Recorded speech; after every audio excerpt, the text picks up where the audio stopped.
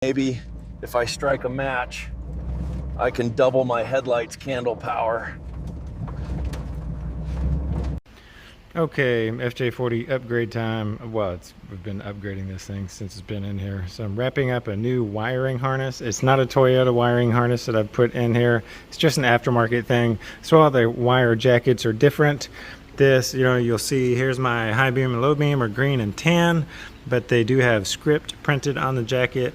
So I know every few inches it tells me exactly what that wire's function is. So although that's not Toyota, it's still, a good option for putting new wires on one of these rigs. What we're going to do next is put some new headlights in here. So we're doing a bit of an upgrade. Really nothing wrong with the old system. These are the old lamps. They're just not all that bright. And the light pattern that it puts out in front of you, has kind of a vague ending to the light. So this is actually a Toyota headlight kit, brand new stuff.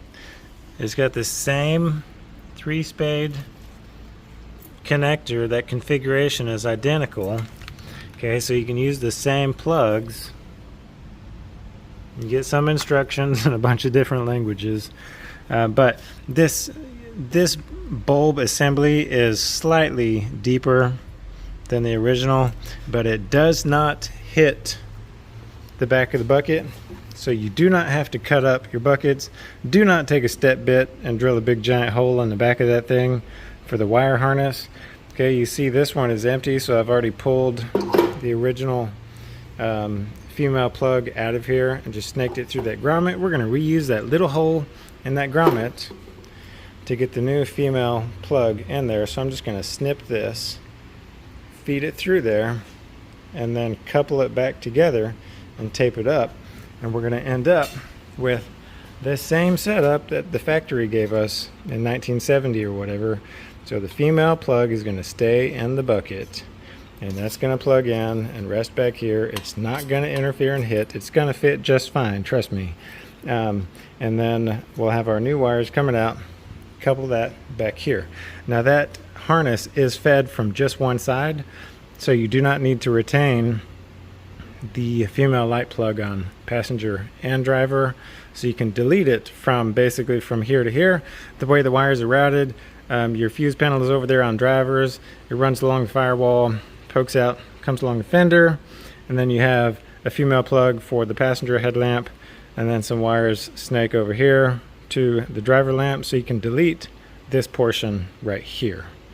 So we're just using one plug. Okay, so that female plug, normally this would go into the headlight, but now we're going to plug it into here, and that's going to share voltage for passenger side and driver's side. Alright, now it does have some relays and stuff, and I will say, because this is a legit Toyota kit, there's the part number. It's actually much better than, I don't know if y'all watched the video on that Bronco that I did, and I did aftermarket LED headlights. The lamps themselves were pretty good. I think I may have got it from Tom's or one of those off-road sites. But all the little relays and stuff, they're total junk, like Chinesey. They just, as soon as they, hear the word moisture, they just corrode and crap out, and then you have no headlights.